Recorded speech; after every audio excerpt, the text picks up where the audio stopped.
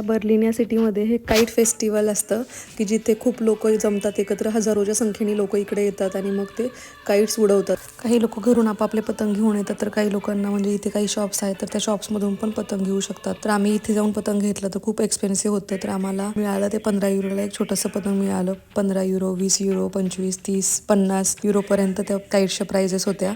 आणि सेंटरला एक एरिया होता असा की जिथे प्रोफेशनल लोक जे आहेत तर त्यांनी असे मोठे मोठे पतंग उडवलेले दिसेल तुम्हाला इथं की बॅटमॅनचे पतंग होते, नंतर मग स्पेसशिपचं एक पतंग होतं, ड्रॅगनचं पतंग होतं, टेडी बेअरचं पतंग होतं, पांडाचं पतंग होतं एक. असं ते सेंटर एरियामध्ये असे मोठे मोठे पतंग ते उडवलेले प्रोफेशनल लोकांनी.